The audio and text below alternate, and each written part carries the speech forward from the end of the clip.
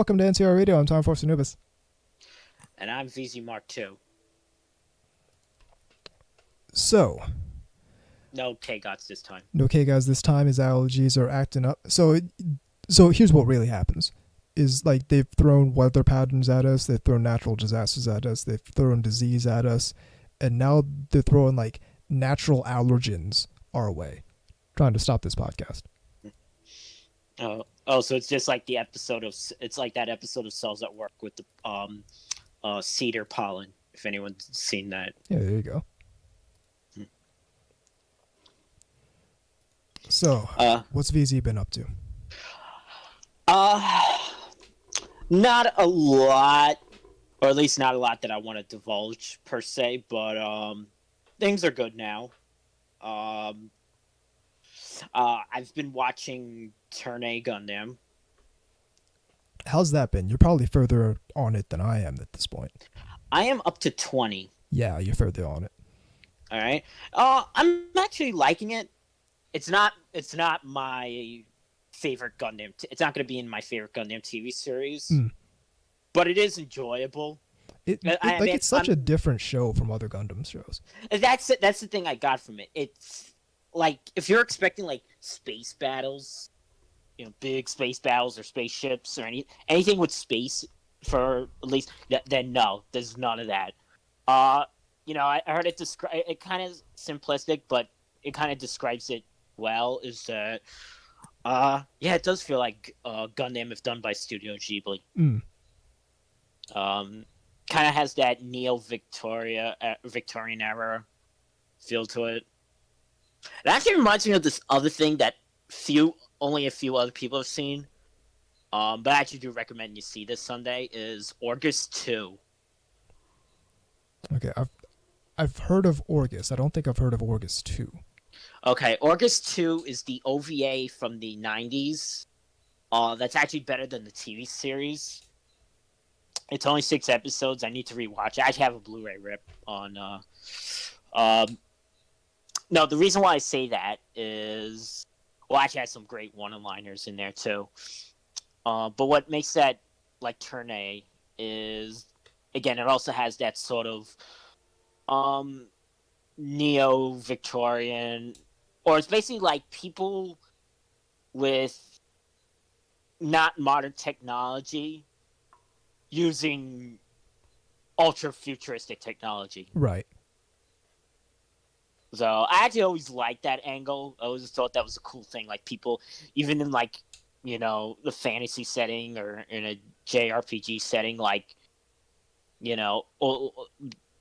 people of like a medieval era, but using like mecha. Yeah, like they uncover some kind of space technology or some kind of giant robots from either from space or from like a distant lost past or something like that. Yeah, I used to do when I used to play with Legos. I would mix the space stuff with the castle stuff. So and they I'm trying to think. I actually first noticed that trope when I played Phantasy Star 4. It's like a sort of regression in technology, but then also super future technology. Right. And I always like that mix. It's an interesting thing, and I don't know why they don't do that anymore, really. Either in games or in anime or such. You don't really see it very often anymore. Nah, now it's just like kind of steampunkish. But that's not really the same thing. Steampunk is people of, Victorian era using like a sort of what if they had future, but everyone having access to that. Yeah, steampunk is more like if the steam engine became like the internal combustion engine is today. Yeah, to me it's more about people having a primitive technology by our standards, but few have the access to super advanced technology. Right. And that's where the dichotomy is, especially when you have the enemy be super advanced, but then you have like the good guy with the one thing that could stop. Yeah. I always thought that was a cool thing, and I don't know why people don't do that anymore. And okay, but the other things that I'm watching, so we got some new stuff for this season. Yeah, so like it's the normal summer season, but we also get a whole bunch of the stuff that was delayed because of the virus. Yeah, Majors came back, so I'm watching that. Major the second season. I know it's kind of that's confusing. Yeah. So basically, like the third show is what this is. That's like how they've got Genshiken, but they've also got Genshiken 2, but they also have Genshiken second generation, which is not the same thing. Or like some call it Genshiken second season, but it's not the second season of Genshiken. Yeah. Okay, so I'll get the one show out of the way first because there's three. Dokyu Hentai HX Arrows, or as Funimation is releasing as Super. See, it's like superheroes, but there's an X in between the H and E. That's a show that I watched the first episode, and it was alright.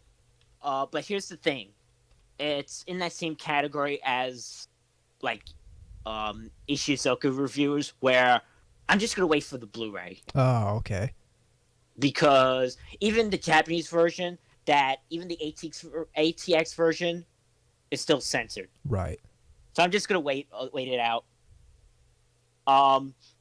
It's kind of like Japanese tokusatsu, but mixed with like just ecchi stuff. It actually also reminds me a little bit of Shimonetta. A little bit. It's kind of hard to explain, but yeah, it was all right.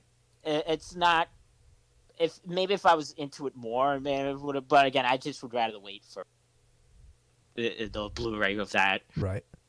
Okay, the other two that I'm watching, both of these are kind of being talked about a lot. Uzaki-chan Wants to Hang Out. All right, what's your impression on that? Oh, I like that a lot. Okay, but here's the thing: is the show going to be super divisive? It's already been decisive. Yeah, people are you've already got people on both sides. This is the new Umaru-chan. All right. Like either Umaru-chan was the most adorable thing, or oh my god, it's like, well, she's adorable, but she's also an annoying little shit. Well, guess what? That's this show. that's this character. She's cute, but holy shit, is she annoying. I enjoyed it. Again, and your tolerance is gonna depend on, again, like I said, did you find her Mara-chan, despite her annoyingness, cute also? Right. Did you find her annoyingness endearing? So, also great, very, very catchy opening. All right, but on the other side is Rent a Girlfriend. Okay. All right, I haven't heard much about this one. Okay, but the things I've heard mixed things about it. All right, this is just like I said. Okay, so the other show is going to be the new Umaru-chan. This is the new Orisuki. Remember when I said, "Oh my god, I'm going to keep watching this," even though every character at least initially is totally unlikable? Yeah. That's this show. Okay. All right.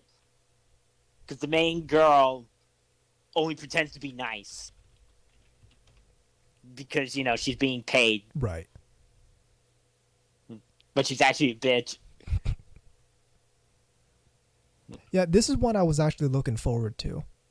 So I'm probably gonna watch the the first episode later Yeah. on. Just be prepared for her bitchiness. Naturally. Yeah. Her, but again, that and Umaru-chan, Uzaki-chan are the two those save the season.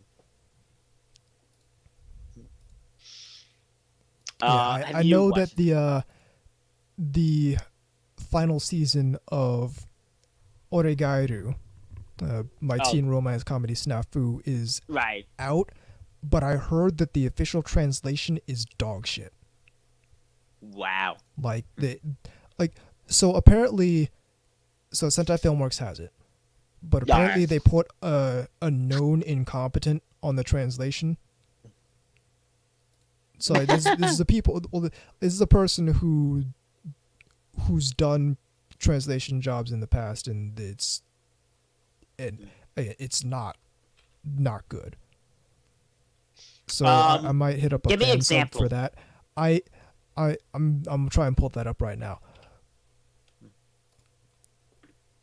But that's what I'm hearing. So I'm glad it's finally out. But if there's a known incompetent on the translation team, it's like, and it makes me wonder if there's someone who every translation of theirs gets complaints. I wonder why they're still working in that industry. That's a good question. Maybe because the industry is very limited right now. I feel like if they really wanted to, they could drop a line out on Twitter and receive at least like 20 competent translators. And like, especially if the new paradigm we're moving to is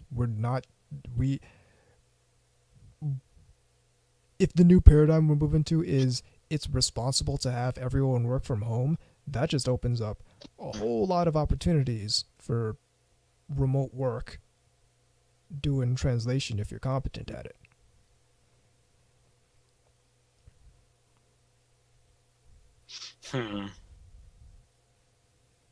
You think they're just pulling another, like, oh, who cares? Because Sentai doesn't really do that. That's the weird thing. That's the thing, is that this person has been in the industry for years, and apparently there's multiple complaints about their translation job.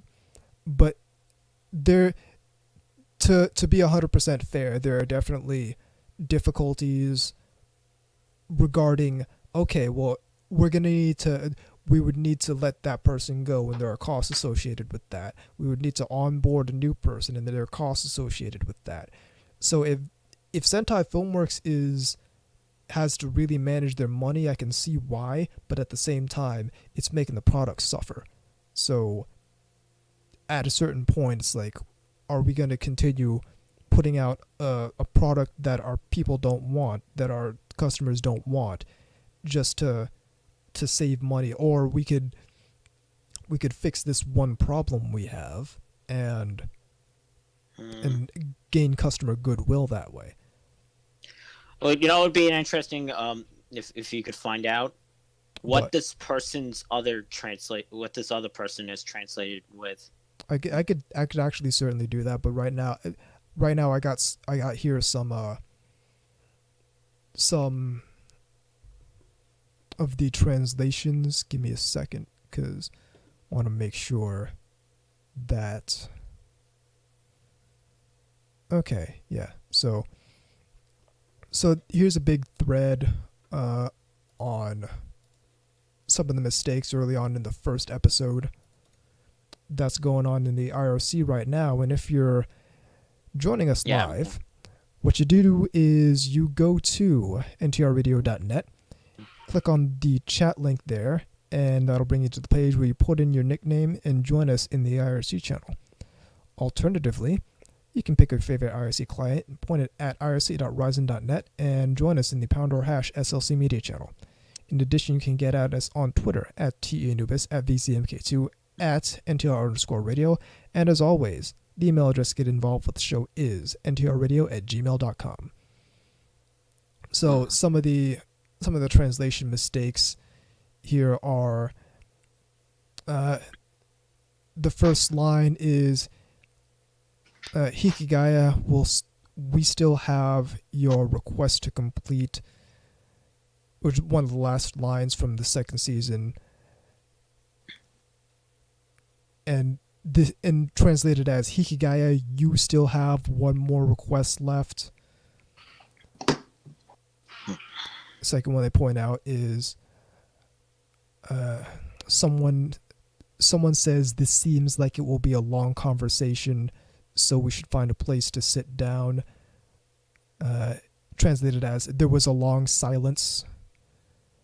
And someone said that it was because it seemed like it'd be a long story.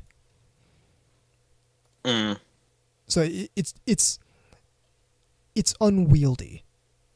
It's unwieldy, and it's difficult to read for subtitle tracks, and it's also not accurate. So it's number one. It's all three. It's bad on all three counts. Is that it's unwieldy, it's difficult to read, and it's not accurate to the original Japanese. That said, I will still be checking out the anime. I just won't be checking out the original, the official subtitles unless they start fixing it. Which I would like, because I have a High Dive subscription. I was looking forward to watching this on High Dive, but if this is the translation job, I don't think I'm gonna be doing exactly that. Would reaching out to them nicely, saying I would recommend that in a diplomatic way. Yeah, hit up Sentai Filmworks and said, "Hey, can we do a better job with this translation? I would really want to watch this anime on an official in an official capacity, but we can't do this translation."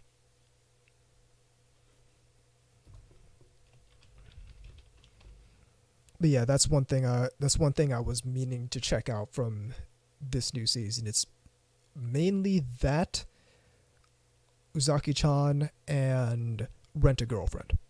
Yeah. Also, this is something I didn't anticipate, but this is this point in time now is the 10th anniversary of the first TV airing of Amagami SS. Oh. So, wow, that ended in the summer. Yeah. Yeah, so there's been a little hashtag going on about that. I have that. I have the whole show. Oh yeah, it's a great show. Yeah, but I'll probably wait till the winter time to watch that, because I always feel it's like a winter show. It really is a winter show. That said, what I like about it is it's an easy watch. Because it's like you get a completed story in 4 episodes.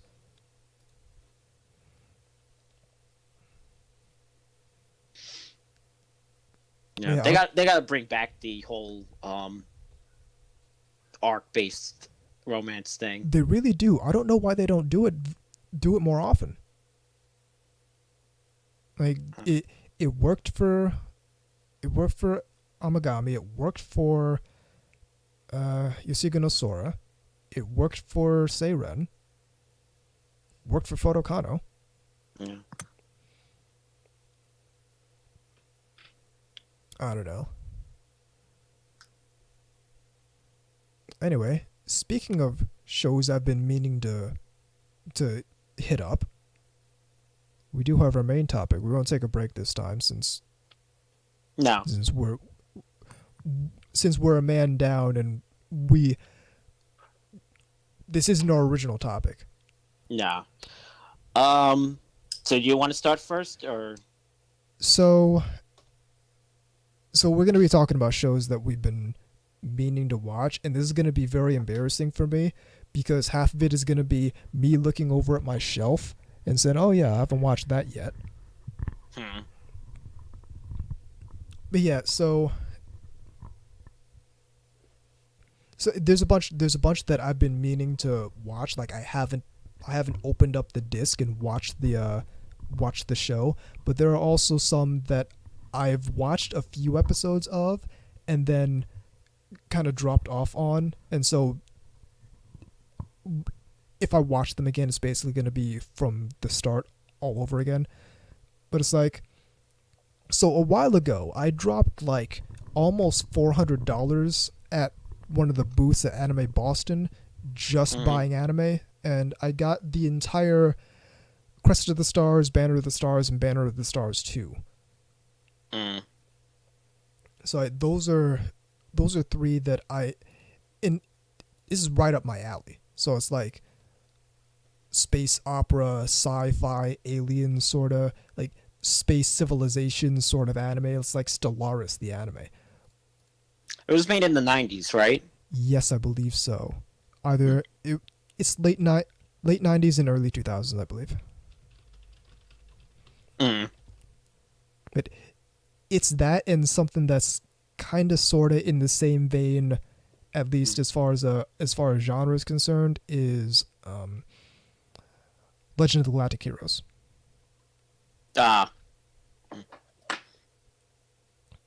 Yeah, I caught like the first 4 or 5 episodes of Legend of the Galactic Heroes, and I was immediately hooked. Yeah. So there's a lot of like those shows from the 2000s. You know when you talk about like are we talking mid-level, early mid 2000s romance comedy anime? Yeah. The best genre of anime. Well, one I was going to start off actually came out in 2001. The show had been really mean to see, and it actually came out on like Blu-ray. It's not going to look good on Blu-ray because it's from 2001. Sister Princess. Dude, I remember back in the day watching Sister Princess. That was one of those shows that I used to watch like before school. Yeah, that was way back in the day for me. Like, that's like, it's been so long that I'm way overdue for a rewatch of that show. But yeah, that's a really good show. Like it's a really lighthearted, sort of harem comedy. A lot of girls. Oh yeah. Yeah. One of them's named Hina. I got a mascot. Yeah.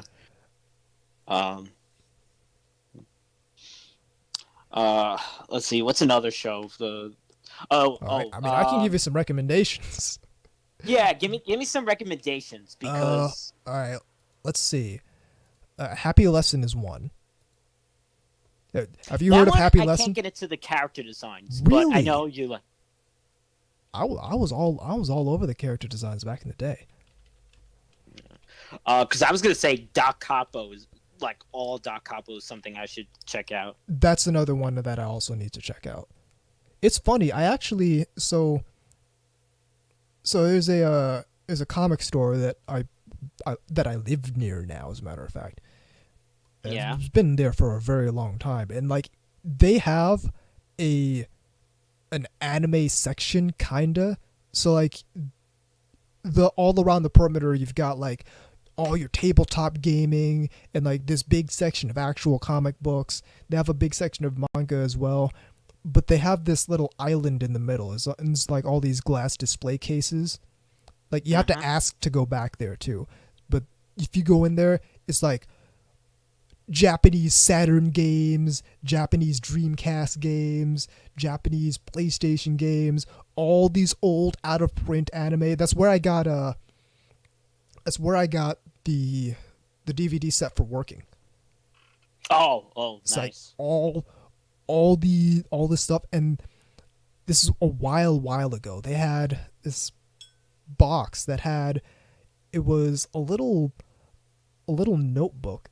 I think I still have it, as a matter of fact, but it is a little notebook and I think it was a bed sheet of one of the girls from Da Capo. Oh. And because I don't know anything about Da Capo, I've never watched Da Capo, I actually traded it to You remember the guy who asked me if I had the censored version of Yusuke no Sora? Yeah. I traded it to that guy in exchange for a Code Geass Ashford Academy uniform. So yeah, that's my experience with Dark Capo. Actually, that is one I've been meaning to get into just because it's such a big franchise. Yeah. Oh, there's this is how many. I'm not even looking up. I already know this. There's Doc Capo. There's the second season to that first Doc Capo. And each of these is like 26 episodes, I think. Then there's Doc Capo 2. So this is the third season, but it's a new. And then a second season to Doc Capo 2. And then they just made Doc Capo 3. Yep. Yeah, so Doc Capo 2 was just a few years ago. Yeah, there's just 5. There's just basically like 5 shows you have to get through. I am a KyoAni fan, but surprisingly, other than tiny bits, I should really check out Clannad. I know people love it. It's like one of their most beloved things. Out of the 3 big key properties that KyoAni has made anime from, Clannad's my favorite. Like, it's really good. Like, it's like my it's not like my 4th favorite anime, Clannad and Clannad After Story. Right, because I only saw the first episode of the original show, and then only because I kept seeing videos and GIFs, I was like, okay, I have to just check out this one episode. The one in the second show, the one with May. Okay, yeah, I know what you're talking about. I know exactly which one you're talking about. Oni-chan. Yep. Yeah, come on, you knew I was gonna watch that. Yeah, you knew at least see that. Definitely give the whole thing a try. Right. Oh, I know. I heard it does a thing where it's like when the main character's in this other world or something, where like it's animated in like 24 frames per second. Yeah, they do so like yeah, there's an entire otherworldly sort of thing going on, and it's animated in a different frame rate. Yeah. That's like the movie Lensman, where it was like one of the earliest anime to have CG, 3D CG in it, and when the characters like transport into like a Tron in like a different dimension, and there's all these like 3D CG objects. They like animated that in like 24 frames per second to match this 3D CG. Wow. Which is why when people sit there and ask, well, why did they slow down the rate of the CG? You know those people. Yeah. And it's like, well, because they would have to do that. Right, exactly. Or they would do the weird thing where in the late 90s, early 2000s, there were a bunch of these shows that had 3D CG mixed with 2D, but the 3D CG would be in the standard like CG frame rate, which would be higher than the regular 2D animated and it would look weird. Yeah. Like I don't know if you remember this on Fox. Okay, all right. So in the 90s, it was Transformers Beast Wars was popular. Yep, I remember. And in Beast Japan, Wars. me too. And so Japan made a show called Dinosaurs, or Dinozone as it was in Japan, which is basically kind of like dinosaurs, but they were skeletonized, and they turned into robots. But anyway, I'm getting over. The robots were animated in, the CG frame rate. Right. But the people were animated in normal anime frame rate. And it looked, again, that's why they do the thing they do now. Yeah. Where they cut the frame rate. Now, I don't know why they cut the frame rate if the whole movie is CG, like in that movie Expelled from Paradise. Yeah, and to be honest, that didn't really bother me that much in that movie. But No, I did notice wasn't. It was noticeable at first. Yeah. It doesn't bother me as some other people actually. Um, but back to the harem thing. I recommend you check out because you would like this one, Handmade May. That's one I've heard a lot about. Yeah, I love the opening. Holy shit, I love that opening. Yeah, you got Happy Lesson. Comic Party is another good one. I remember seeing one episode of that back when New Type USA was a thing. See, that's funny. I was first exposed to Comic Party through New Type USA, but it was the first episode of Comic Party Revolution, the sequel. Well, it might have been that. On the disc. I think that was my first copy in New Type USA too. Yeah. Oh, by the way, Jekyll Geek in the chat says Doc Copper 2 is another game with another generation of characters. Yeah, right. they do the generational thing in Doc Copper. Right. Then I have a bunch of these 80s shows I want to check out just to say, hey, I've seen these. Even though a bunch of these I've seen, well, surprisingly, and I will watch one day. I should just watch the full series of original First Gundam. Obviously. Oh yeah. You know, I mean, I keep forgetting you still haven't seen that. I've seen the trilogy. You know, you get to experience the Zaccarello.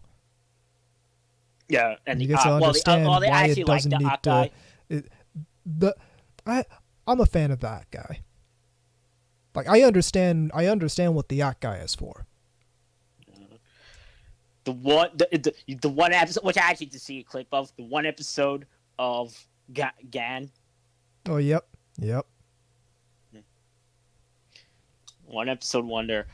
No, but there's these shows like Zillion C. That's the one that's just basically by the Sega Mark III. Right. What else is there?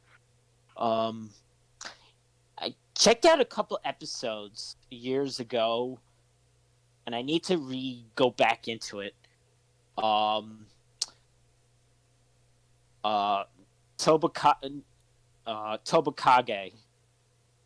The name sounds familiar. That's the one that I told you came over here on Cartoon Network in the mid '90s, and they called it the very original, very clever name, Ninja Robots.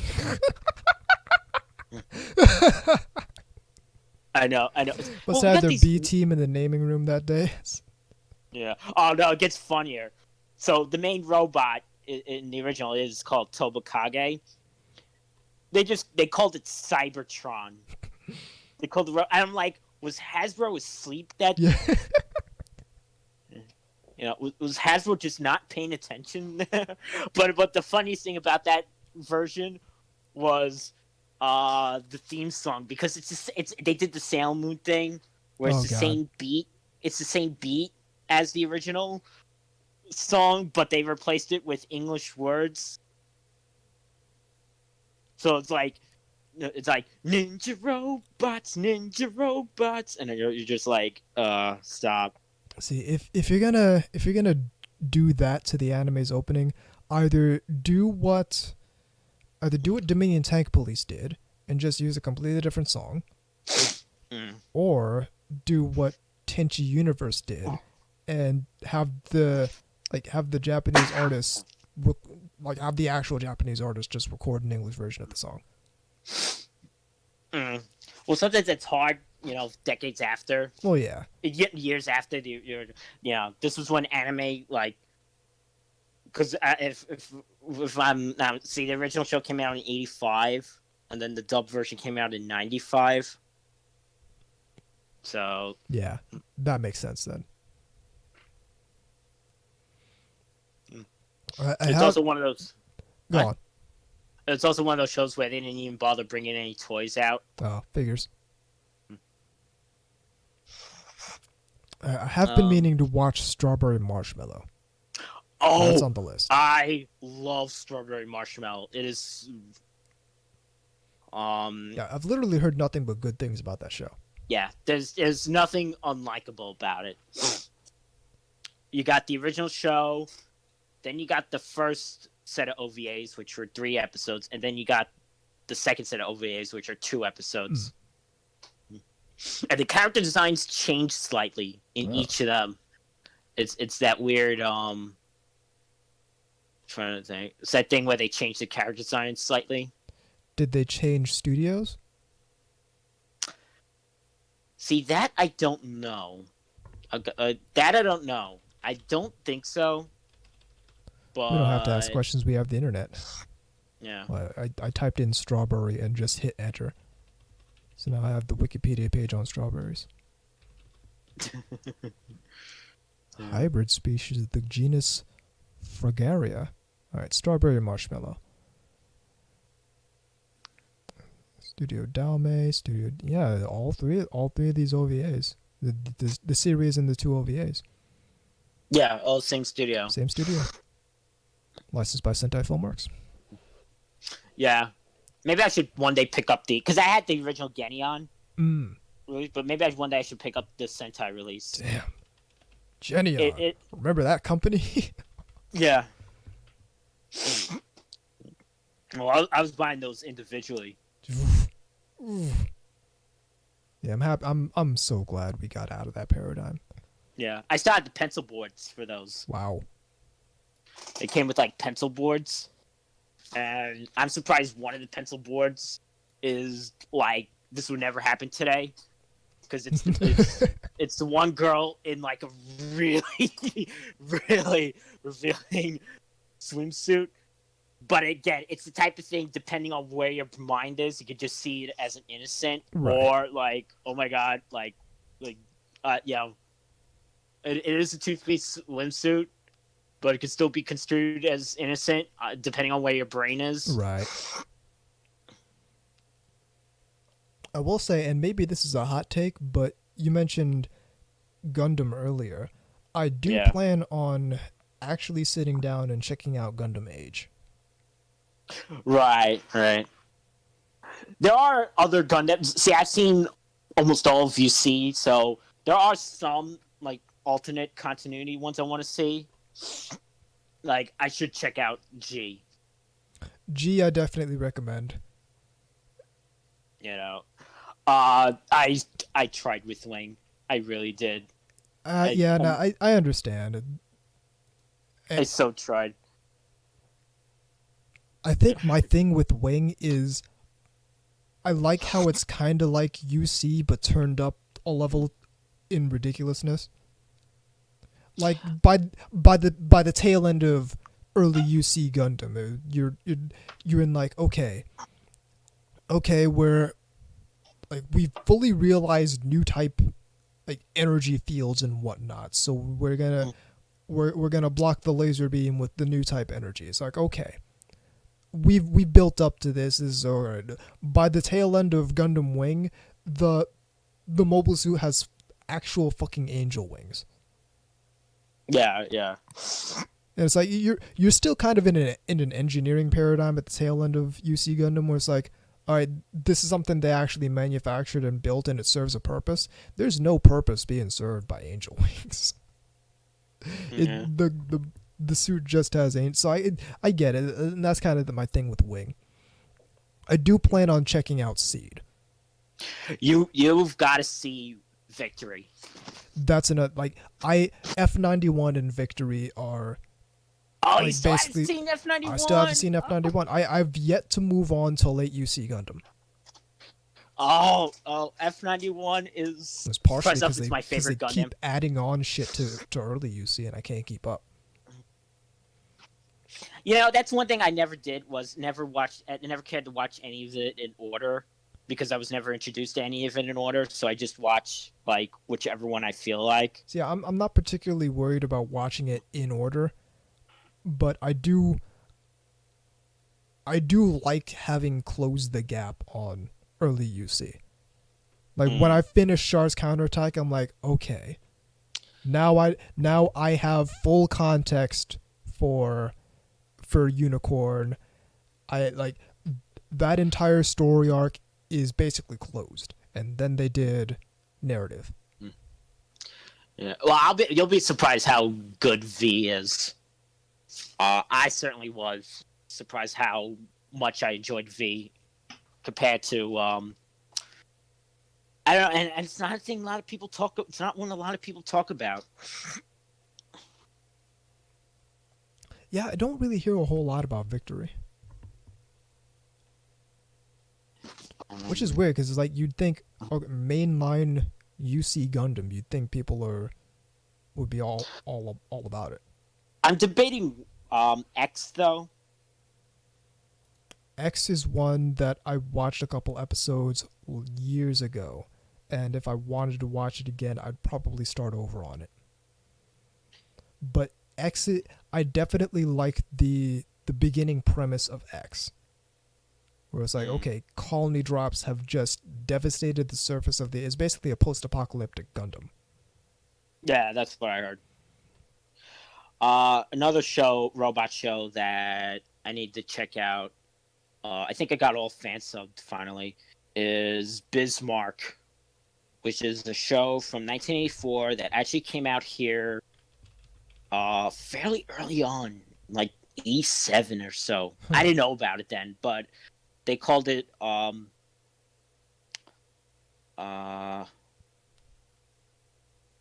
did they call it? Oh, Saber Rider and the Star Sheriff. Saber Rider and the Star Sheriffs. Yeah, here it is. Saber Rider and the Star Sheriffs.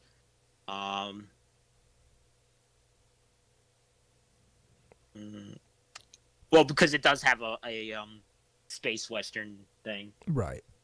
And yeah, it was done by the same company that did Voltron. Oh, okay. Here, yeah, World Events Production. Yes. Yeah,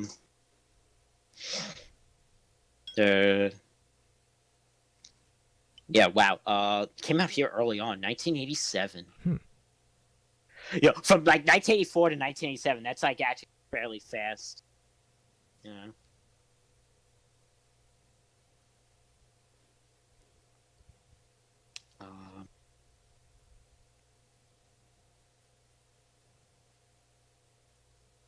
But that's one I would want to see the Japanese version of. Right, yeah. Which is the opposite to I want all that's available of the dubbed version of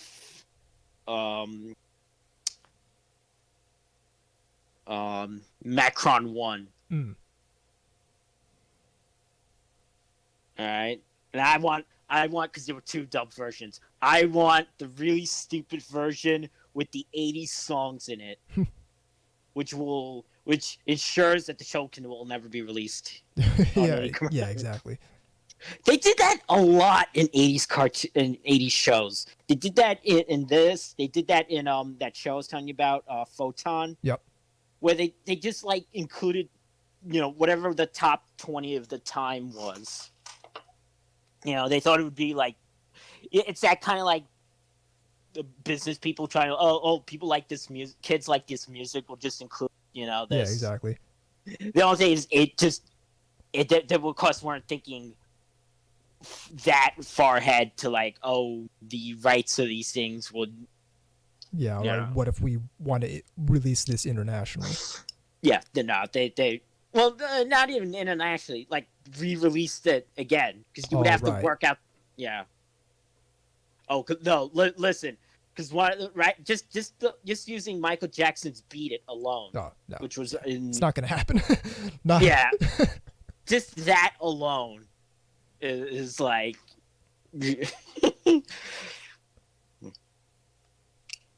And I love how incomprehensible the intro to Macron is.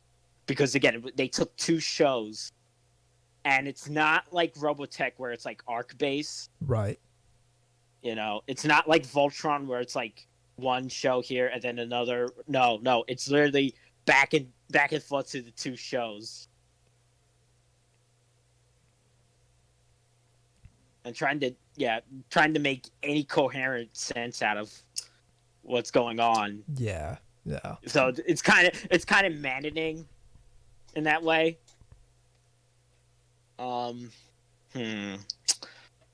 Okay. Anything else for you? I still haven't watched. This one is one that I do have the Blu-ray for. I still haven't watched the movie for No Game No Life. Oh, all right. Still haven't watched Disappearance of Haruhi Suzumiya. Oh, that's great. Oh, I got one. I got one dead. Okay. One that you would think I would watch based on the theme. It's a show that only had one season. Sketchbook Full Colors. I think I watched like one episode of that years ago. Yeah, people only remember the one character from it. The character that's supposed to be Canadian that speaks very bad, like Japanese. See, I don't even remember that character from it. Like I just remember that this is an anime that exists and that I watched one episode of. I don't even think it was the first episode.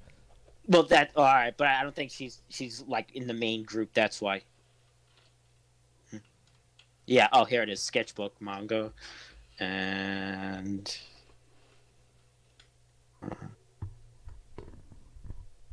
yeah, the character's name is Kate.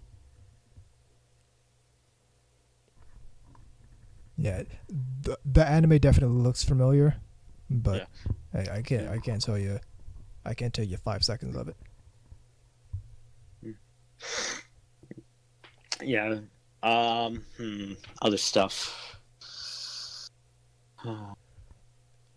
This is one that I don't think I ever finished it, and it's been at least a decade, like a decade and a half since I actually watched it. Actually, let me check that because it's got to be close to a decade and a half. And again, I don't think I finished it. It's called World of Norway. I've heard of that. So yeah. This is one of those. It's not a harem, but it is one of those mid-level, mid-2000s romance comedies. Right. Whereas like boy meets girl and girl turns out to be an alien. So very, very like Please Teacher. Almost. Yeah, it's kind of like that. And then he gets wrapped up in all sorts of the alien hijinks going on. So I got this in that near $400 worth of anime that I bought at Anime Boston one time. Yeah. So it was like Quest of the Stars, Band of the Stars, Band of the Stars 2, World of Norway, Urusei Yatsura, Beautiful Dreamer. I picked up this one called Ita Kiss. I think that's. Oh, I know that one. Yeah. Yeah. Oh, I watched the first couple episodes of it. It's really good. I know what you got to see. Oh yeah. Because I know you're a fan. You're a fan of Amagami, and you see Furokano and Seiren. You need to see Kimi Kiss sometime. Yeah, that's one I've been meaning to actually check out.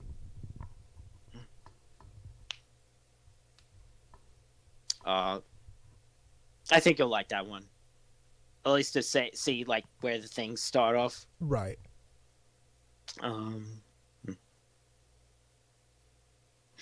Of course, you got to finish Idolmaster. Naturally, I have to finish Idolmaster. I have to start on Cinderella Girls. Yeah. Well, also don't forget the movie for Idolmaster. Yep. And yes, Cinderella Girls, best anime ever. Love Live. Yep. All of Love Live you need to watch. One that I have on my shelf that, this is one I know I didn't finish this one. Magical Shopping Arcade Abenobashi. Oh, that's the Gainax one. Yeah. Yeah. I think I still have the first volume of the manga for this somewhere, or I might have given that away at a trade meet. Yeah. What's some other stuff?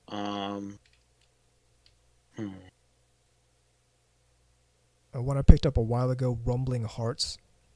That's one that I watched the first couple episodes of. So it's like, in episode 2 or episode 3 there's this huge twist, and I got up to like the episode after that, so maybe I've watched till episode 4.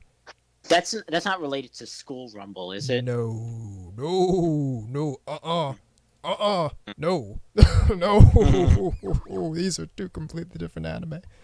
No, Rumbling Hearts is it's a romance drama based off of a visual novel, I believe.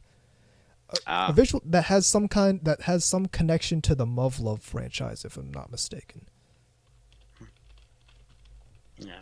Oh, Burgermeister says, I guess that's this is like one of those obscure old TV dubs I've ever heard of, and it was on Cartoon Network of all channels. Yeah, Ninja Robots. That was before I had any sort of cable satellite, so that was in '95. So yeah, that was a couple years before I had that.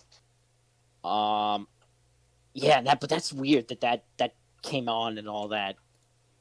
Especially, I tell you right now, if I saw that in the '90s, bad theme song, dub, and all, I would have still loved it.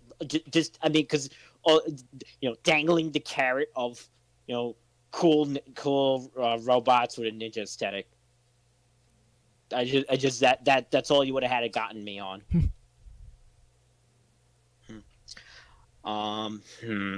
Other stuff.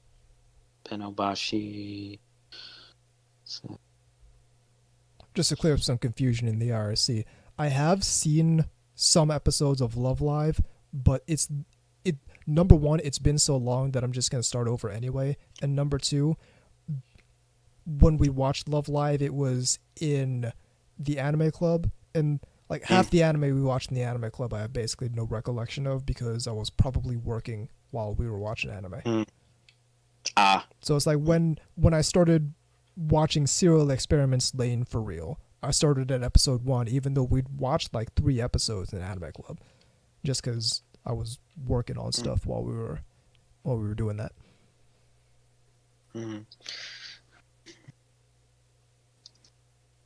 I should check out maybe some stuff in AniChart to give me the ball rolling on old stuff. Oh no! You know what? I should look at anime that came out in the 2000s, because that would probably.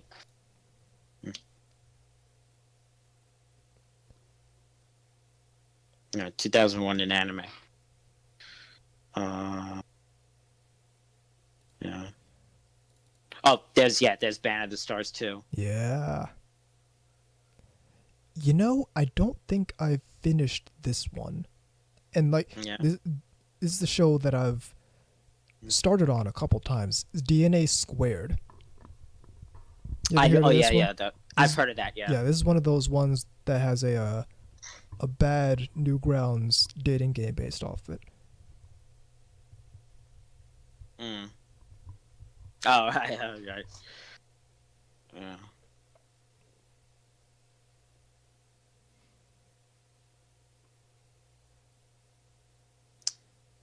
Just looking through. I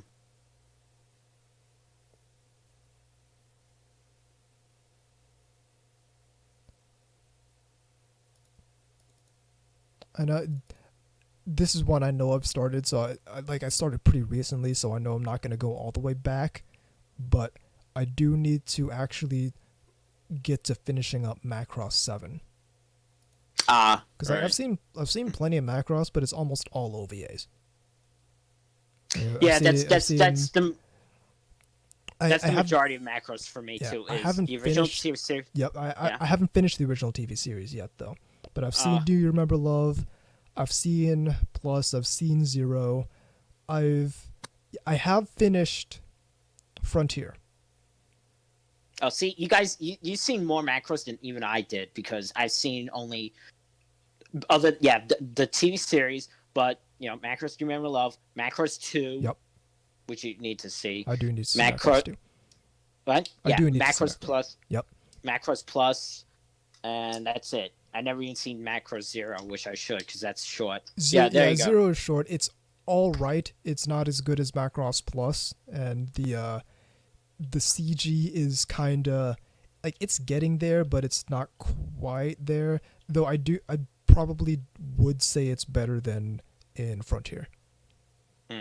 Well, since I have on my hard drive, brain powered, I should check out. Check out, Dunbine, and the show that was the OVA made in the 2000s. That's in the same world. Wings of Rain. That's one I've heard of that one, but I don't know a thing about it. So it's kind of like Garzy's Wing. Well, actually, it isn't. It's in the same Tales of Byston Wells thing. Gotcha. But they have mecha in this one. Oh. Okay, so, and it's only 6 episodes, I think. That was one of the ones that was released by, Wing of Oniyami's Bandai. The other Bandai Visual. Right. Yeah. And it was like 2 episodes. And there were like 40 each when they were out. So 40 times 3. Oof. And this wasn't even Blu-ray. This was DVD. Actually check out. On YouTube they have Toei's been putting out a bunch of these shows a bunch of these old robot shows. And Tokusatsu, so some of them I should check out. As long as they have subtitles with them, like they put in Voltes 5 on there. Right. Yeah, they don't have on there because it wasn't done. It was done by Sunrise, but one I should check out because 1 it's Tomino and 2 it's really short for a show. Zambot 3. That's what I definitely heard of. Yeah, that's like only 23 episodes. Something like that. Oh, I know one you should check out. Oh, yeah? Mosquito. Yeah, I plan on checking that out. I might also check out Southern Cross as well. You see, I watched some of the Cross, and I just couldn't get into it.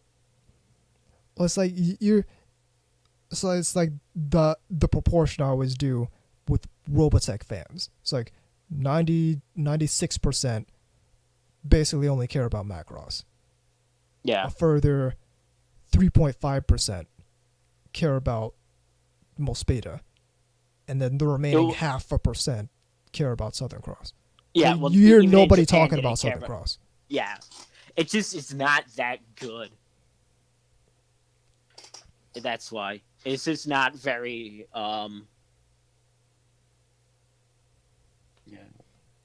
Though you reminded me, because you mentioned YouTube, and you reminded me that Nozomi Entertainment puts a whole bunch of their anime up on YouTube.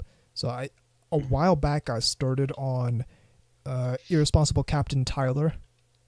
And that's been really good.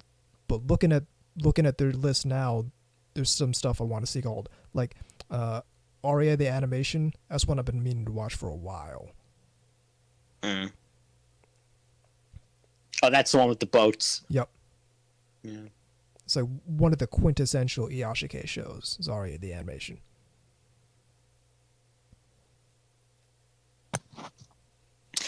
One thing I should check out, but I didn't see any good subs for it, believe it or not, even though Sentai released it.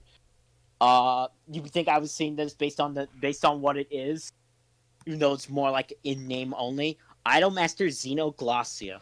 You know, I keep getting really curious and then really not curious about that. Cause it's like I know it's not actually really like Idolmaster, but it was supposed to be part of the My Jaime My Atome thing. But it's like it would be really cool if we had Idolmaster girls in mechs.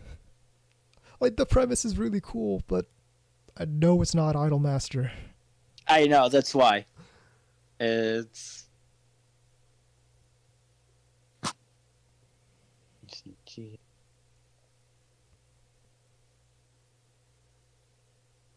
Oh, that's another one from 2007. Steel, the 2000s version of Steel Jig, which is another Go Nagai thing. All the short Go Nagai things I like to give due. Right. and it's only 13 episodes. Well, speaking of Steel, I actually need to. This is surprising even me because I keep forgetting the show exists, even though I own the first volume of the second series. It's Steel Angel Kurumi. Oh, yeah, I remember that. I never seen it, but I know. Yeah, it's another one of those mid-2000s romance comedy anime, but it's also like the girl's an android and Wait, saves I was the world. thinking of something. Oh no, I was thinking of something else. Yeah, Steel Angel Kurumi. No, I remember seeing an episode of that in New Type U. Yeah, I remember that. No, I'm thinking about the one. What's the one with the girl and she has the pink hair in the braid? In a maid uniform? Yes. That's Steel Angel Kurumi. Oh no, not that one. Oh damn! Okay. In a nurse outfit. Maybe nurse outfit. Now I'm not sure. Who's dressed as a nurse? It's the same character. It's the same. It's by Akio Watanabe. All right. As the character designer, I'll find it right here. Nurse Witch Komugi. Nurse Witch Komugi. I haven't seen that in a minute.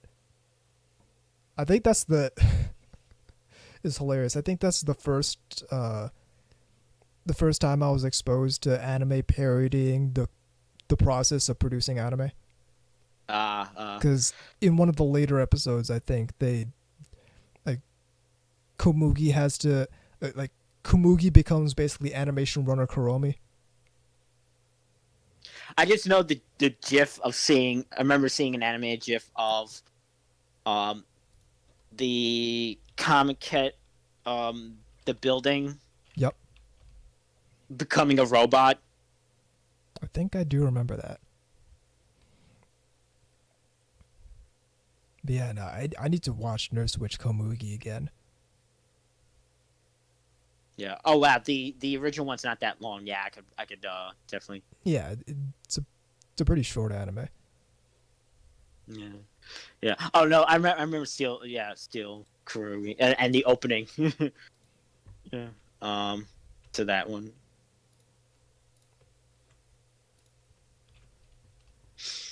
You need to see Blend S. Yes, I do. Yes, I do. God. That, yeah, so funny. I completely missed out on that one while it was airing. It was best trap. Very, very funny show overall. Oh, okay. So, Jekyll in the IRC, Soul Taker is a Shinbo anime and Komugi is a spin-off. I remember hearing that Komugi is a spin-off, but I forgot what it's a spin-off of. Yeah. Yeah, okay. The anime is the parody of the Soul Taker. Right.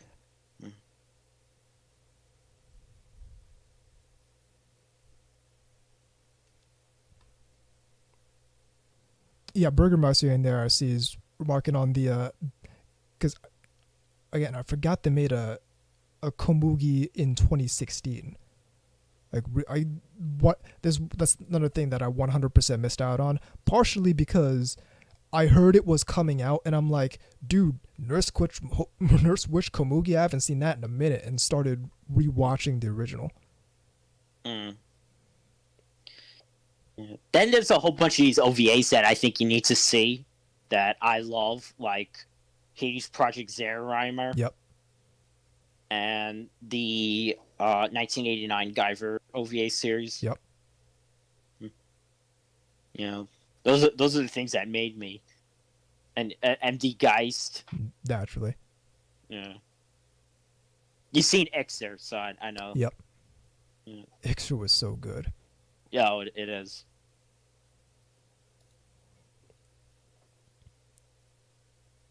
What I'm looking at right now, I'm going through the High Dive catalog. This one I completely forgot about. MM. Oh, right. Never finished that anime. Yes. Oh, another one from that Sentai has that I have is No Kame. Yeah, that's one I need to check out. Yes. Silicone inside. It's amazing when when a side character becomes more known than. Kokoro Connect is one I need to finish up. That I've only seen the TV series. I didn't finish the OVAs for that. See, I got about halfway through the TV series. That's one of those ones where you kind of have to watch the whole thing in relatively quick succession, because if you forget about these characters halfway, you basically need to start over. Right.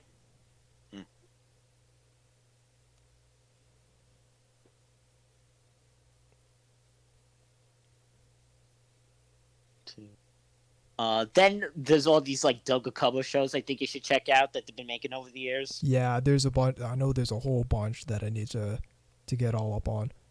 Uzumade. Yep. Wata-ten. Yep. Anime Yell. Yep.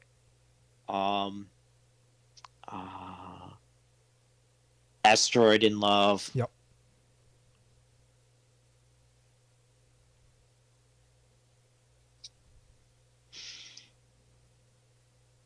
Oh, then you should see all of Hidemaru's sketch. Yeah, I need to get back on. They have 365 is the second one, right?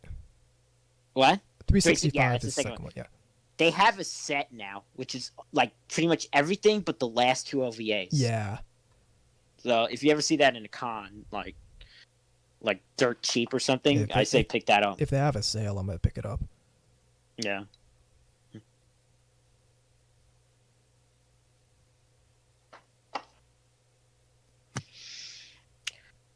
I still need to watch the Girls in Panzer movie. Oh, right. Oh, did you never saw Monica Rebellion, right? No, I've seen. Well, okay. I haven't seen Rebellion, nor have I seen the compilation movies. Okay. No, you gotta see the Rebellion. Burgermeister in the IRC is a good one, and this is one I've been meaning to actually watch. Is Monthly Girls Nozaki-kun. Cause like.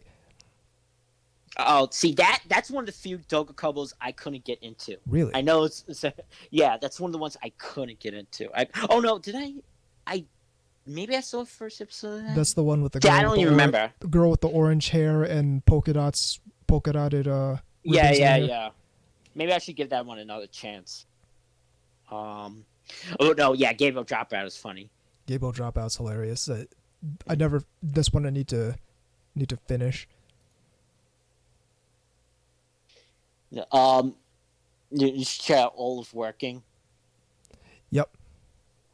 Oh, I know something because I'm looking on my shelf of figures. Galco-chan. Yeah.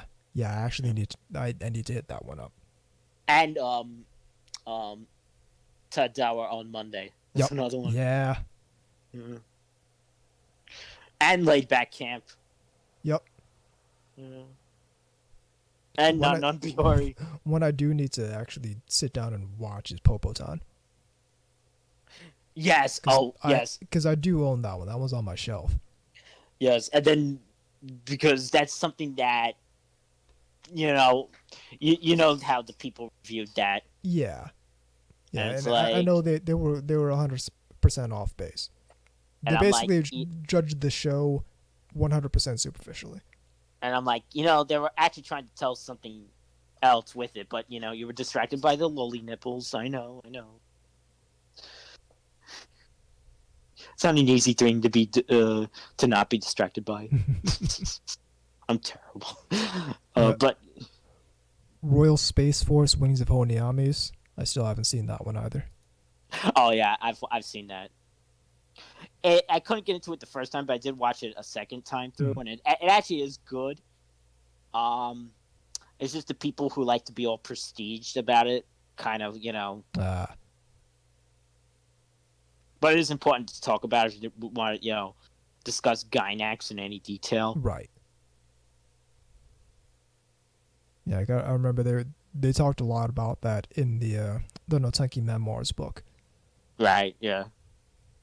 That was their first real anime. Oh, I'm gonna hit myself in the head for this. I still haven't finished K-On! Oh, yes, yes. Oh, I know something you should say. Um, Love Lab. That I caught the first few episodes of that back in the day. That's one of my favorite Doga Kobo shows. That just kind of came and went, and nobody really, you know. Yeah. I mean, I'm glad it's licensed. Right. It's just nothing came out of it, merchandise wise. Oh, I know what you should say. Oh yeah. Because I'm the only one that well, actually, there's two for the two shows. One is Canon Memo. Yep. I actually started on that. Oh, okay. I started on that years ago. Oh, okay. Another one, Girlfriend Beta. That one I did watch the first episode of. All right. Remember, every episode there's a good group of different characters. So you haven't seen Cells at Work, right? No, I haven't started on that one yet. Okay, that's fantastic. Really easy to show people that aren't into anime. Well, yeah, because it's basically, hey, did you see Osmosis Jones like everyone? Well, this is basically that exact thing, but much cuter.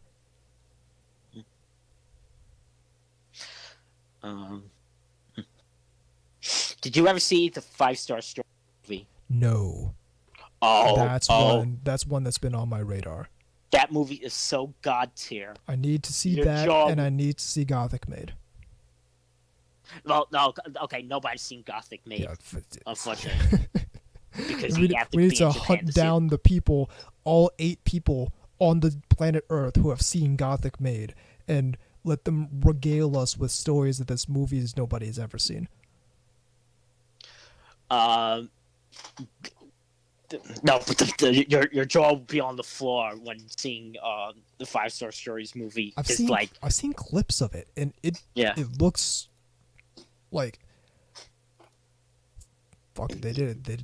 They put a lot of fucking work into it. Yep.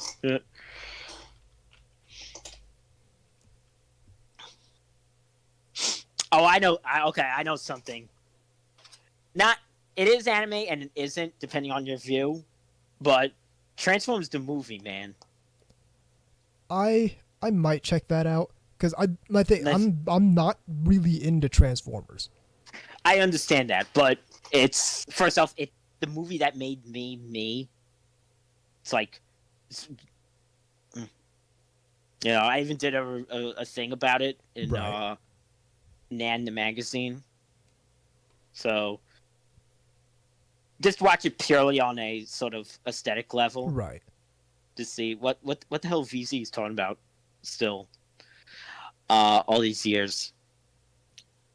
And granted, it's not a great introduction to the Transformers, even though a lot of people did see Transformers through that because it was on tape for so long, right? But let's see.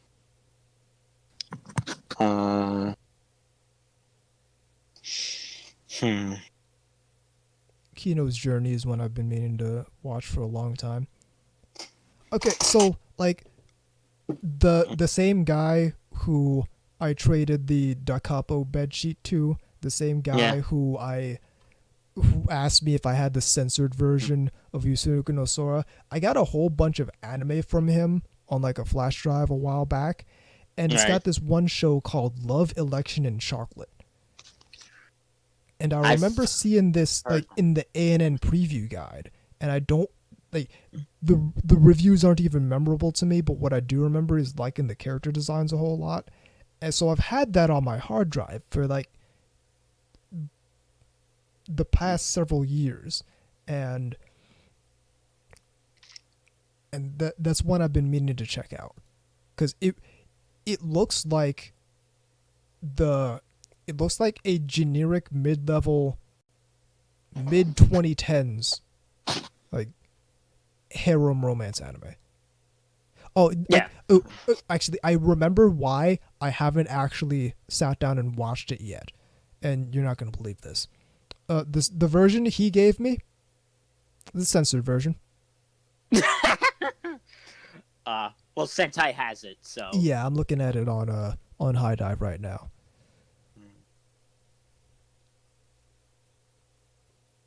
Yeah, I just remembered watching the first episode, and one of the girls flops down on her face, and you're supposed to see her panties, but instead you see this mysterious white mist, and I'm like, Jesus Christ.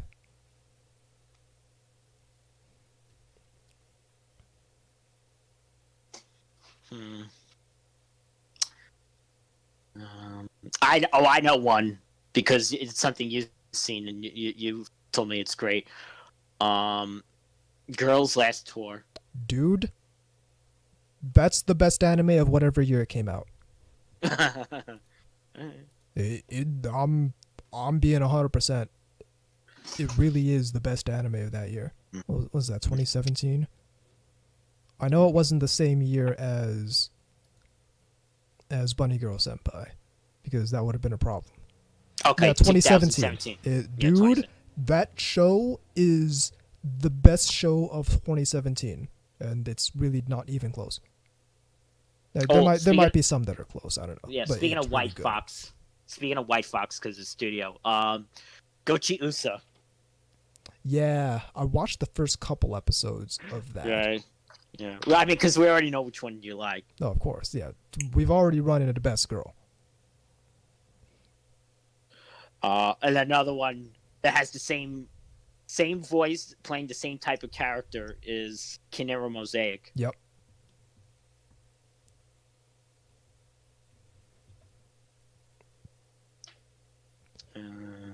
You know what show I watched the first few episodes of a while back and fell off on, and the show actually subsequently basically fell off of everyone's radar? It's Coppelion. Oh, yeah, I remember you telling me about that. Yeah, that's a show I want to give another shot. Since I saw, what's that one with the girls, but they're like knights? Oh, Valkyrie Romance. Right. Yeah. Since I saw that, I should give Princess Lover a chance, because I did see the first two, like the half of it when it was airing, but it was one of those like wait for the Blu-ray. Honestly, so like Valkyrie Romance has the jousting thing going for it. Looking back at Princess Love, because I've seen most of it. Looking back at it, I don't know if it's that good. It's like the character designs of the women are impeccable, like 100%, top notch. Yeah. But other than that, I don't know if it has much going for it. Yeah, Valkyrie Romance was okay, but for Princess Love, if you mean that. No,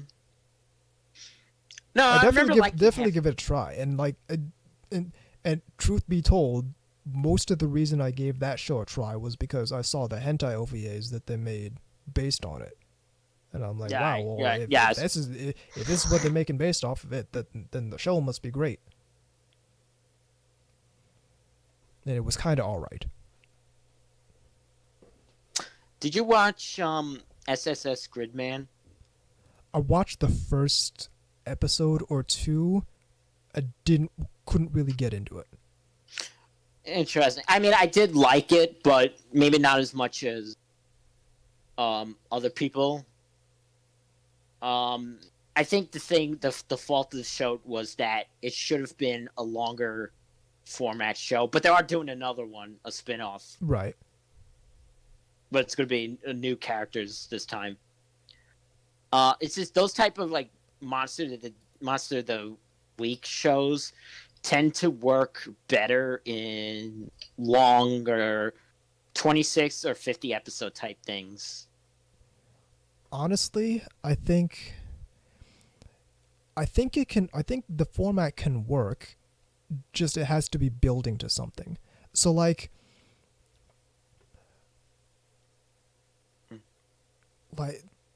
actually no, I halfway agree with you. 26 is the sweet spot for a Monster of the Week show, and here's why. Number one, it's got to be building to something, but you have to have enough. You kind of have to have enough filler in there to make the combat sort of like enough to make the combat routine. And I know it's weird for me to say that, but if you're doing a Monster of the Week sort of thing, what you want is you want a particular set of you want to create scenarios and have the characters have to solve that. So this was my problem with Vivid Red Operation. Right.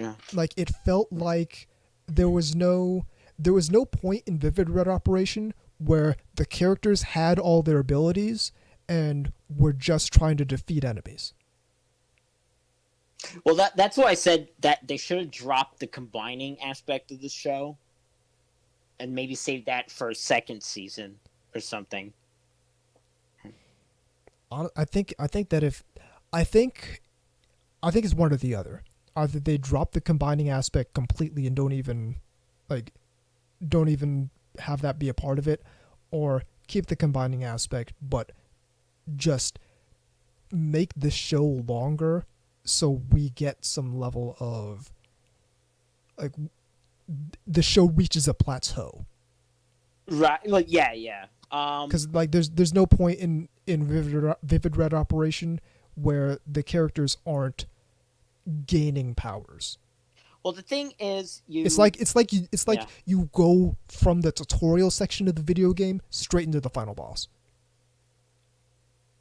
Well, the problem is you run the risk of going from that you run the risk of being like Sky Girl, where that was a 26 episode show that didn't need to be 26 episodes because it was so boring. So I think that's part of why Strike Witches succeeded, because it was a shorter show and it was doing less than Vivid Red did, where you're basically like there's some like gaining powers aspect, but you're basically just okay, you've got all the 501st Squadron and that's kind of it. They've got magic and they've got guns and they're set in front of a set of scenarios each episode where it's okay, we have to solve this problem. All right, we have to solve this problem. Oh, what? The Norway core is out in basically space. Okay, we have to solve that problem now. Yeah, well that made it more intriguing. Yeah, that exactly. Actually made it because it's not like you have to add contrivances to defeat the enemy. No, it's problem solving. I think that's what the Monster of the Week format boils down to, is problem solving. And a lot of the time, if you're in like a 1980s paradigm or a 1970s paradigm, the problem solving ends up being, oh, well, we've tried everything, we have to form blazing swords. But the format can work in a modern show. It just can't be 50 episodes long. That's number one. And number two, it has to boil down to how do we solve this problem? And it's got to be a different problem. It's got to be a creative problem. In the shorter format. And the solution to the problem can't be, well, we gained a new power and we're going to use that against the enemy, because that's where Vivid Red fucked up. Right.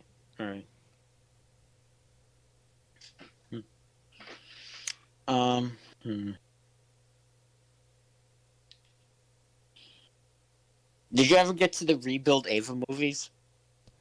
Yeah. I've watched all of them that exist currently. Okay, even the third one. Yeah. Yep. The third one, I like the third one. So like I don't consider the Rebuild movies to be I basically don't consider them Evangelion movies. There's something different that with the same name. I consider them a separate entity. Yeah.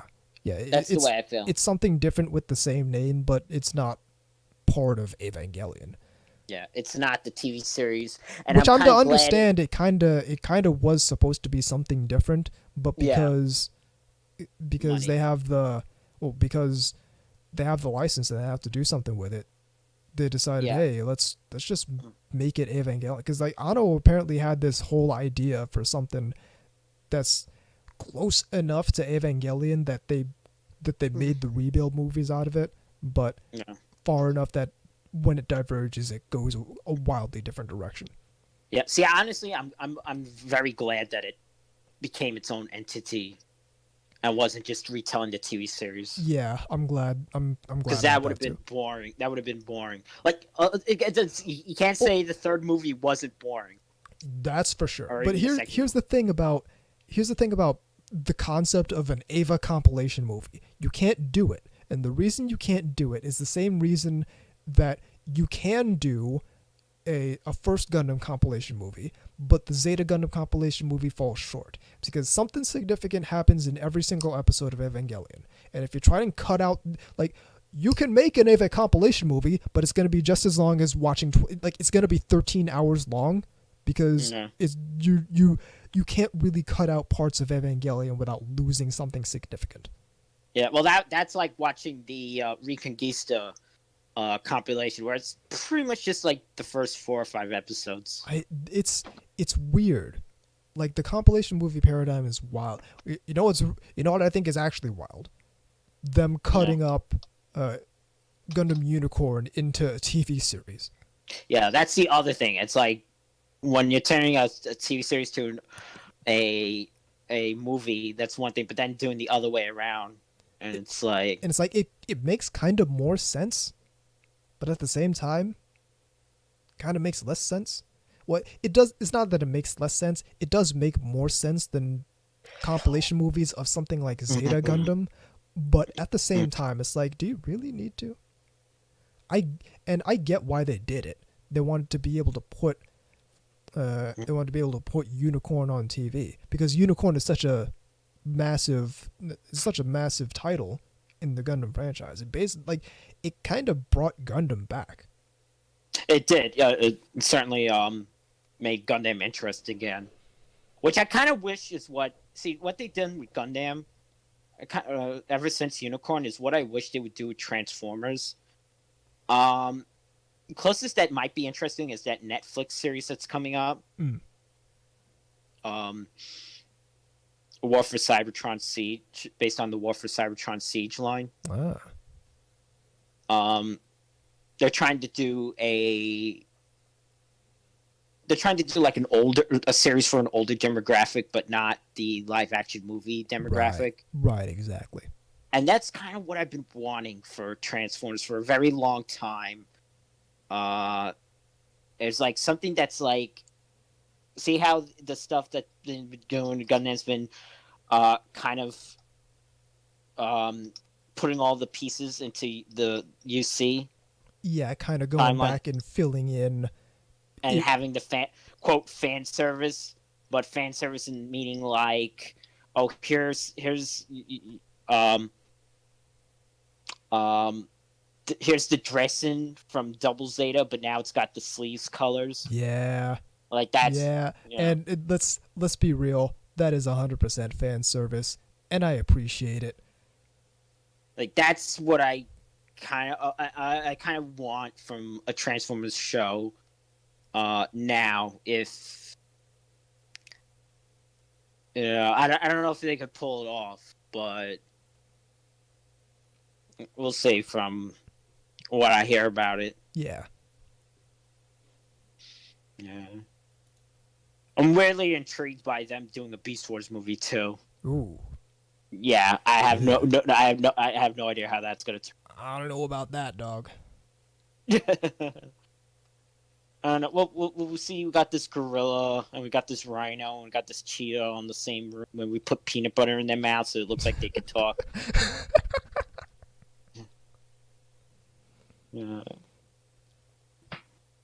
There's a room, at least people are speculating that it might not even take place in the past, but like at a zoo. At a certain point, you got to be like, okay, guys. Listen, we already have a framework to work with. We don't have to set it in a zoo. Well, to be fair, the Bumblebee movie was actually fairly decent. Certainly far better than any of the Michael Bay directed movies. Yeah, just get the Transformers franchise out of Michael Bay's hands and we're all good. Yeah, that's a start. Because weirdly enough, nobody liked this. I actually liked the 2017 Power Rangers movie. See, I haven't heard very much about that. That's the thing. Very few people were receptive to it. And one of the reasons why I liked it, well, first off, it was surprisingly not cringy, which is like which is good. And it wasn't Super Sentai, and I wasn't expecting Super Sentai, and that was fine. Right. But it did the thing that, see, now that I heard that they're going to do another Power Rangers thing, or at least before Corona and all that. Right. Which was, they want to make like a thing where they go back into the 90s or something. That's not, I don't want that. I don't want a you know, I mean, because it would only come off like the Bumblebee, where that was in the 80s. Right. And that's fine. That was a cute little gimmick that, you know, I kind of wanted out of Transformers. But we don't need to go to the origin year for these properties. Just make it. Yeah, I've seen the Power Rangers movie and was surprisingly good. Yeah, Greg Forrester said. Yeah, it did. It was better than what I expected, and even though my expectation wasn't much for modern Hollywood. Right. Yeah. Oddly enough, that was the last movie I saw in an actual theater. So that's how long I've actually been to a theater. Shit, I think the last movie I saw in an actual theater was... I don't like this answer, but I think it might have been Star Wars Last Jedi. Yeah, the only one I saw in the theater of those. No. That was a gigantic lie, because I forgot I saw Char's Counterattack in the theater. Oh, okay. Well, Yeah. that's based. Oh, that's yeah. based. Yeah. I enjoyed that. Mm-hmm. Okay, that's based. It's so 100%. But one that I never finished, and it's not like this is a story-based anime, so it doesn't really matter if I see what happens at the end of the show, but I do actually want to pick it back up again. Is Joshiraku. Yes. Yeah, that was such a good show. Oh, I got a movie for you. Oh yeah? You can watch it on YouTube if you want. Ooh. Just make sure it's the 2.5-hour version. All right. Because there's an edited 1.5-hour version. No, listen, you're gonna watch the full hours. Please. My favorite movie, in general, is the 5-hour-long version of Das Boot. So go for it. Odin, Photon Space Sailor, Starlight. Now, I know you've mentioned that one on this podcast before. Yes. With the best ending ever. That's the one where it just cuts into a music video at the end, doesn't it? Yes. That's exactly it. In live action. It's the most 80s ending ever.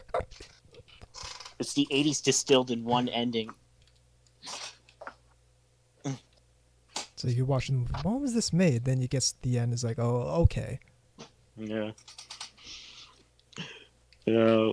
Do we fight? And I love the song is, we're searching for Odin. Spoilers, they never find Odin. yeah. I love. Yeah, they never find Odin because they cut to a music video at the end. Of course they don't. Yeah. Oh, yeah. Oh, no. See, and they also switched it out. They made Odin a place, and they made Asgard like a person. Like a thing. Yeah. This is shitty, but I kind of like when they choose names for stuff very transparently based on how cool the names sound, and not trying to make an allusion to anything, like not trying to be accurate to the mythology. No, Evangelion in general. Basically, yeah, exactly. Yeah, that's why when people like talk about all the mythos of Evangelion, and it's like people have no idea what you're talking about. You're not getting the point. It's just meant to sound cool. Like it's like how a Chunibyo talks. Exactly. It's like that. It's from that one episode of Inno Battle where the girl's like, I don't understand a word you're saying. You're only saying this shit to sound cool. I don't get it. Yeah. It's like what's so great about bleeding? What's so great about chaos? Chaos is like what's so great about insanity? It's bad to be insane. Like it's exactly how Chunibyo talks. It's just based on how cool and edgy this shit sounds. Yeah, exactly. It's we needed a design, a naming scheme aesthetic. We obviously gone through Japanese, we gone through Greek, we gone through Norse mythology, we gone through East Indian mythology. Let's do Christian mythology. So that's all. It's just going through the things and just picking one. Yep. That's all it is. That's an anime I do have to see though. Have to finish is Inno Battle. I think I have like 2 episodes left. Right. But that is like the most memorable scene. Yeah. Also, probably my favorite Trigger anime. Same here. Because here's the thing about Trigger anime. I'm not the only one that noticed it's, that's the ones I've seen anyway. I like them, but they don't have rewatchability for me personally. Most of them. I don't think I'd quite say that. Trigger makes really good anime, but it just so often is not for me. Like Little Witch Academia, I enjoyed that. It was a good show. That was a good movie. I haven't seen the show yet. I still need to see the show. Yeah, I haven't even seen the movie. I should see the movie though. Start with Kill la Kill. I didn't. Yeah, finish. well, that I see. I do want to give Kill la Kill a second try though. I liked Kill la Kill, but it kind of still had that thing about Gurren Lagann there. I like what I'm seeing, but I'm not gonna want to buy anything from this. Gridman was almost like that, except I can't say that because I do have the Nendoroid of Akane on my show. What can I say? Purple hair. Darling in the Franxx is one that I'm sort of on the fence about wanting to finish up. Yeah. Well, what was the other? There was that one that nobody talks about. Kisniver. Yeah. Although, a friend of mine was really into that, but he hasn't mentioned it at all since. I think we should all see, just because it's a movie, and 2 people say it's good. Is oh wow, I forgot the name. What's that movie that came out last year? Is that the one about the firefighters? Yeah. That's Promare. Promare is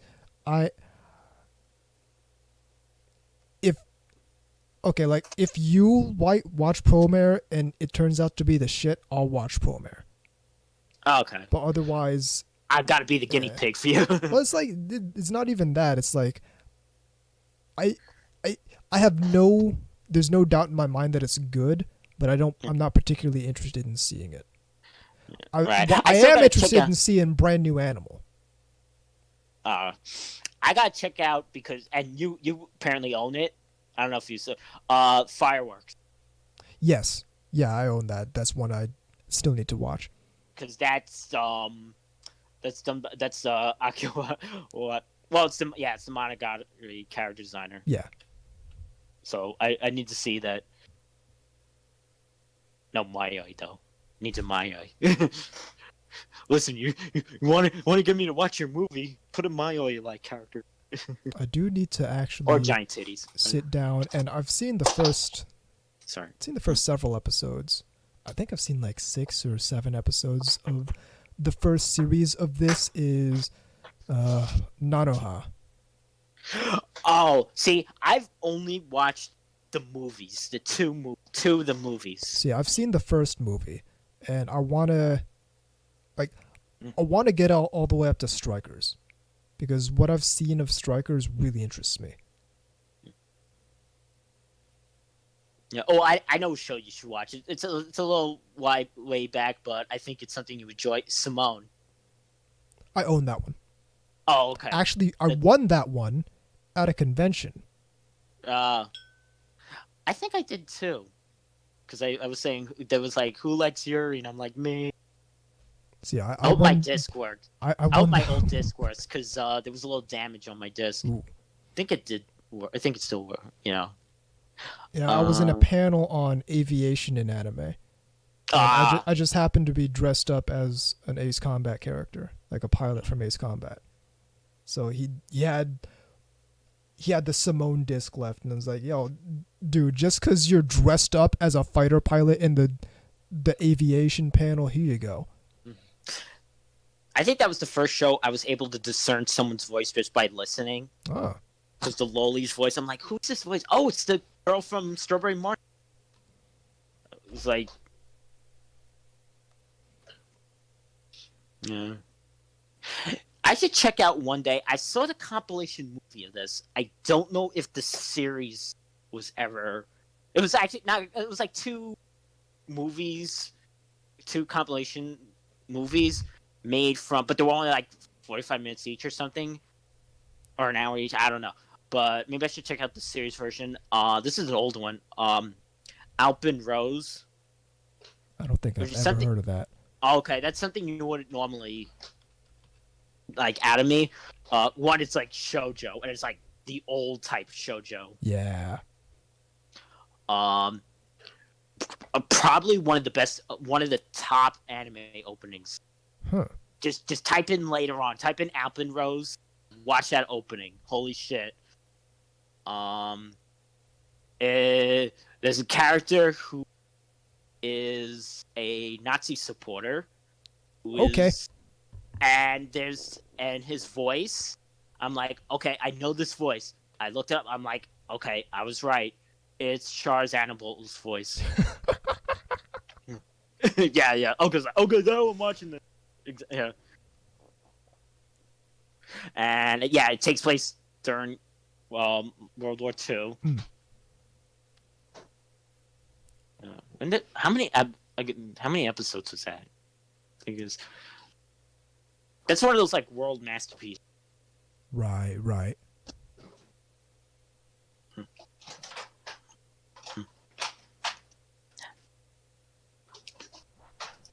One I started on a while ago, and I got only a couple episodes in. And this is one like, okay, 20 episodes. Like, it surprises me it took me this long to actually sit down and watch this anime, but it's like it was Oh My Goddess. See, I should check out at least the original OVA of that. Well, yeah, part of it is like, which one? Where do you start? Yeah. See, I would just go with like whatever the original is for that, probably, because I remember hearing about that even back in like the 90s. Oh yeah. Yeah. Franchise has been around for a long time. Okay, I got a movie for you. You gotta check out. Also, very long, like 2.5 hours. All right. First half an hour is a slog, but after that, it actually picks up really fast. All right. Dagger of Kamui. I know this name. Anime Mark Twain. That's the one with Anime Mark Twain in it. Huh. When did that? Yeah, that's the one. Yeah, well, one of the girls in Fireworks basically said you know how. Yeah, I know. She looks kind of like, yeah, that girl in Fireworks looks kind of like a cross between Senjo Gahara and that one girl from Fruit of Grisaya.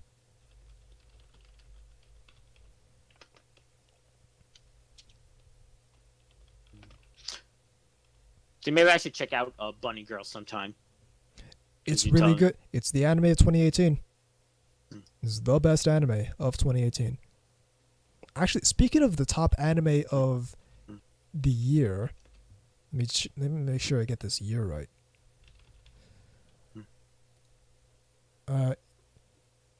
Yeah, speaking of the top anime of the year, I actually need to finish Erased. Because that was my anime of 2016.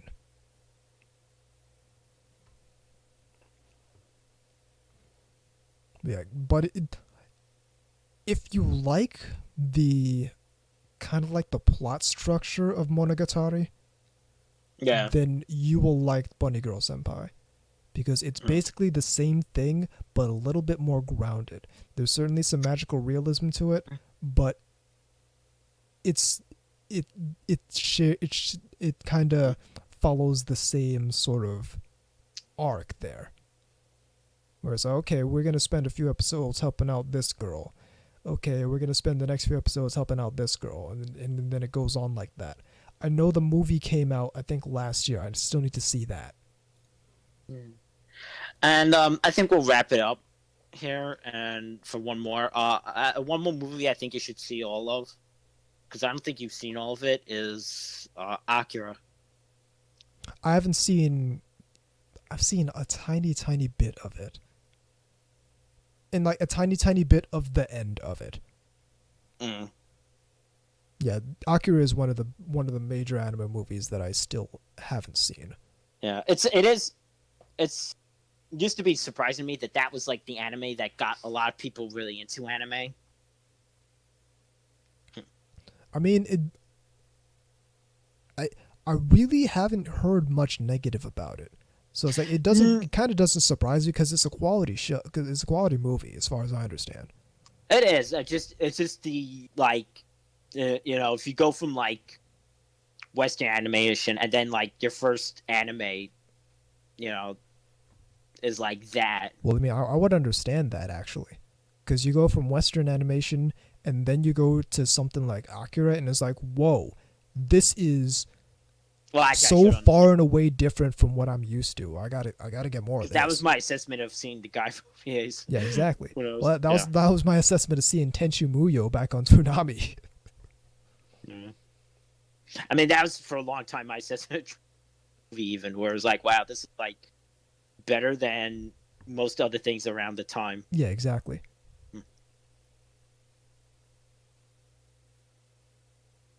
I do. Speaking of like big name anime movies I still need to see. I own the Ghost in the Shell 2 movie, Innocence. And I still haven't seen that yet. I think I might check that out after I finish my standalone Complex rewatch, but they're different continuities, so I don't think it really matters. I need to see the second Ghost in the Shell movie. Yeah. Oh, I know another show. Inari Kankan. I know that name, but I don't know a thing about the anime.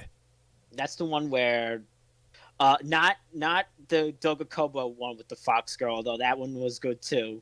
Right, that's one I needed to see. Yep, but go ahead. But now remember there was the chubby girl in there, with glasses. Yeah, okay, I remember what you're talking about now. I remember the show now. Okay. Yeah, I do need to see that one. Anything else for me? Or you've seen Two Heart and Two Heart 2, right? I've only seen the original Two Heart. Give Two Heart 2 a try, definitely. All right, but I'm not gonna watch that one, the one that's the first Two Heart, but the second series that they did. I don't think you need to do that. No, but I will watch regular Two Heart. I did actually watch one of the OVAs for Two Heart 2 one time.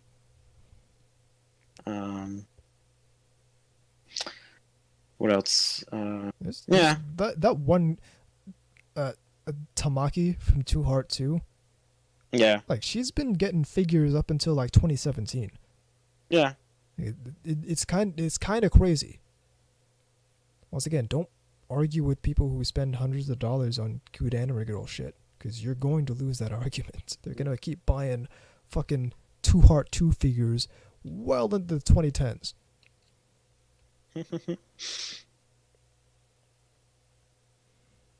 In any case, that is the show. The email address is ntrradio@gmail.com. Website is ntrradio.net. Check out VZ stuff, VZMK2, more mechagottide@wordpress.com. In addition to bigbookofIdols.com, which is his book. Hit up and yashike.moe/store for the t-shirts he designed.